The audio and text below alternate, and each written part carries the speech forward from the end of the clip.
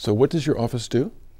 My office regulates in vitro diagnostic tests, that is, blood, most people know are actually as blood tests, like cholesterol or genetic tests, or that type of test. Oh, really, genetic tests that points to the future? Yes, it hopefully does. It's one of the areas we're very excited about. Genetic testing started in big time, really, in the mid-90s.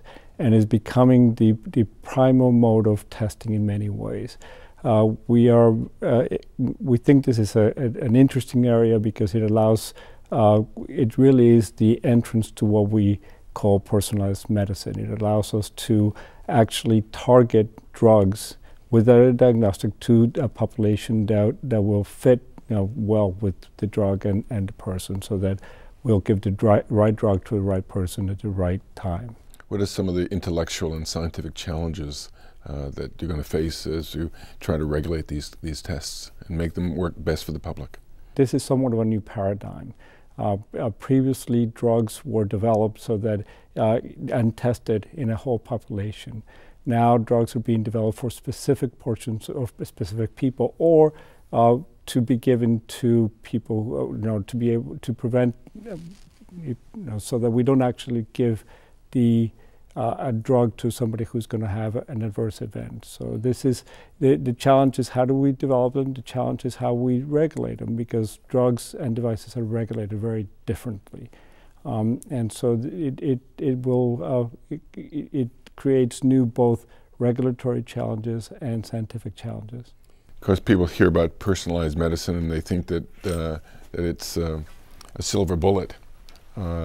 But it's not quite there yet, right? Well, it's far from being there. There's only been a couple cases that in which the diagnostic and the drug have been developed together and are given that way.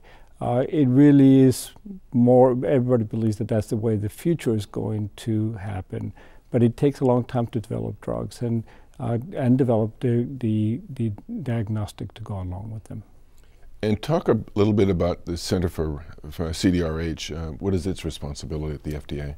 So the Center for Devices and Radiological Health regulates medical devices. Medical devices are things from very simple things like thermometers to very complicated things like implantable knees, even artificial hearts. And we regulate the whole gamut of medical devices. And, even things that have to do with cell phones and... We also regulate, actually, some things that are not considered medical devices, but that give off radiation, and those would be cell phones, microwave ovens. We actually do regulate those too, yes. So it seems like you're part physicist, part molecular biologist, part... We have a center that is full of physicists, engineers, biologists. The gamut of products we regulate is really, really broad. But it seems though it's very cutting edge, and you deal at the cutting edge of both science and engineering.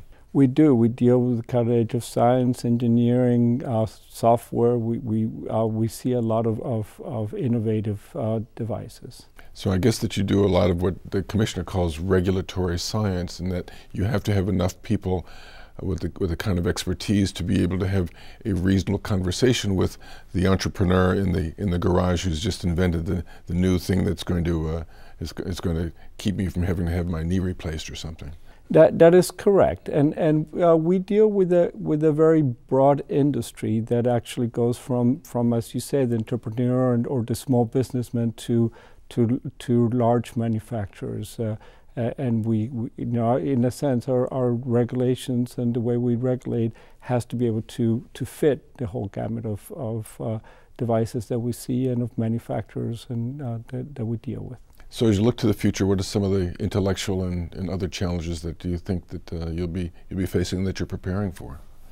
Well, we think personalized medicine is going to be an important one because, as I said, a lot of the new drugs that are being developed actually rely on having a good diagnostic, both either an in vitro diagnostic or things like such as X-rays or MRIs and such. We see a lot of automated new devices that I think are helping doctors being able to do surgeries that they weren't able to do before. So we have a lot of new devices in the horizon. What are some of the changes that you've seen in the center since you've been there? You've been there for a few years. I've been there for almost 10 years. And I mean, the changes are broad. Right now, I think we're going through a period in which we are looking at our regulations and seeing whether our regulatory paradigm fits the type of devices that we're seeing. Medicine has changed a lot since our law was passed, which was in 1976. And the commissioner has said that she wants to take a good look at to see whether we need to make some changes or not, whether the 510K law, which is the kind of the basis of our law, fits the new devices and new paradigm that we see out. There was no MRI in 1976. There was no MRI in 1976. Let alone cell phones. That's right. That's right. There's been a lot of changes. Thank you very much. You're welcome.